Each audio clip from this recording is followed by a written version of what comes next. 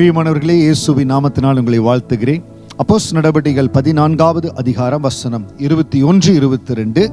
அந்த பட்டணத்தில் அவர்கள் சுவிசேஷத்தை பிரசங்கித்து அநேகரை சீஷராக்கின பின்பு லிஸ்திராக்கும் இக்கோனியாவுக்கும் அந்தியோகுக்கும் திரும்பி வந்து சீஷருடைய மனதை திடப்படுத்தி விசுவாசத்தை நிலைத்திருக்கும்படி அவர்களுக்கு புத்தி சொல்லி, நாம் அநேக உபத்திரவங்களின் வழியாய் தேவனுடைய ராஜ்யத்தில் பிரவேசிக்க வேண்டும் என்று சொன்னார்கள். பவுல் போகிற இடத்திலெல்லாம் எதிர்ப்புகள் வருகிறது, போராட்டம் வருகிறது. அதையெல்லாம் மேற்கொண்டு கடந்து செல்லுகிறார். ஆனால் என்ன செய்கிறார்? அவர் பட்டணங்கள் கடந்து போன பிறகு திரும்ப அந்த பட்டணங்களுக்கு வருகிறார்.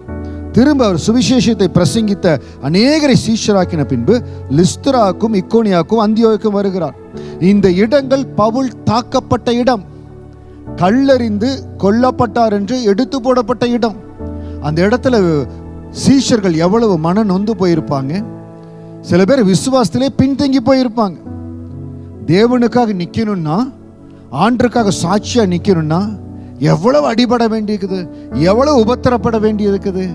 அருமையான தேவ பிள்ளைகளை, இந்த வார்த்தையை கேட்கிறவங்களுக்கு சொல்லுகிற, தேவனுக்காய் உண்மையும் உத்தமமாய் நிற்கிற வாழ்க்கையில உபத்திரவங்கள் வரும், கண்ணீர்கள் வரும், சோதனை வரும், ஏன் மரண இருளின் பள்ளத்தாக்கு கூட வரலாம்.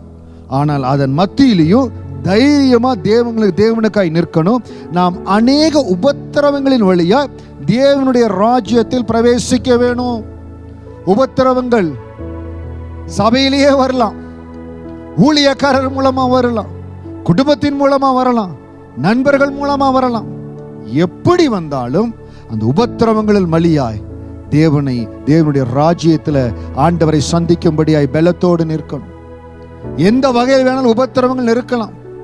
இன்றைக்கு நம்முடைய விசுவாச பாதையில் நம்மளை குலைக்கும்படியாய், விசுவாசத்திலிருந்து எடுக்கும்படியாய், நம்முடைய அழைப்பிலிருந்து மாறி போகும்படியாய் எத்தனையோ சோதனைகள், எத்தனையோ நெருக்கங்கள் வரும். அந்த நெருக்கத்தில், அந்த உபத்திரவத்தில் நிற்க முடியாத அநேகர் என்ன செய்யறாங்க? அவங்களுடைய கம்ஃபர்டபிள் பார்த்து ஓடிடுறாங்க. தனக்கு சௌரியமான வழியை பார்த்து, நமக்கு இந்த பிரச்சனையே வேண்டாம், இந்த உபத்திரவமே வேண்டாம்னு விலகி கொள்றாங்க.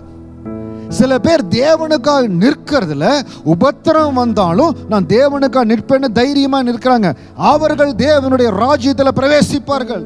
ஏனென்றால் வசனம் சொல்லுகிறது, நீங்கள் உபத்திரவங்கள் வழியாய் தேவனுடைய ராஜ்யத்தில் பிரவேசிக்க வேணும். உபத்திரவம் இல்லாம, தேவனுக்காய் வைராக்கியமா இல்லாம தேவனுடைய ராஜ்யத்தில் பிரவேசிக்க முடியாது. எவ்வளவு எப்படிப்பட்ட உபத்திரவமா இருந்தாலும், என்ன காரியமா இருந்தாலும் தேவனுக்காய் நிற்கணும். தயவு செய்து இந்த உலகத்தில் வருகிற சில நெருக்கடிகளை பார்த்து, போராட்டங்களை பார்த்து, மனிதனுடைய சூழ்ச்சிகளை பார்த்து கலங்கி போகாதீங்க. நான் விசுவாசத்தில் தேவனுக்காய் நிற்கிறேன். எனக்கு எத்தனையோ பேர் எழும்புறாங்க, எதிர்ப்பா எழும்புறாங்க. தேவனுடைய சத்தியத்துக்காய் நிற்கிற பவுல் பிரசங்கிக்கிற சுவிசேஷம் சத்தியமானது. அந்த சுவிசேஷத்துக்கு விரோதமாய் எத்தனையோ பேர் எழும்புறாங்க. இன்னைக்கு ஆண்டவர் உங்களை வைத்திருக்கிற இடத்துல தேவனுடைய சுவிசேஷத்துக்கு விரோதமாய் என்ன காரியம் வந்தாலும் தைரியமா நில்லுங்க. ஆண்டுடைய சத்தியத்துக்காய் நில்லுங்க. தேவனுக்காய் உண்மையா நில்லுங்க. எல்லா நேரத்திலையும் உண்மைக்காய் நில்லுங்க. பொய் பேசுகிற புறநாவுகளுக்கு நிற்காதீங்க, பொய் பேசுகிற மனிதர்களோடு நிற்காதீங்க. உண்மைக்காய் தேவனுக்காய் நில்லுங்க. உங்களை எல்லா வகையிலையும் மேலான நிலைமைகள்ல, உயர்ந்த நிலைமைகள்ல, ஆசீர்வாதமான நிலைகள்ல என் தேவன் வைப்பார். பவுலை அபிஷேகித்து உபயோகித்தது போல உங்களையும் மகிமையாய் அபிஷேகித்து ஆசீர்வதிப்பார், பலப்படுத்துவார். God bless you.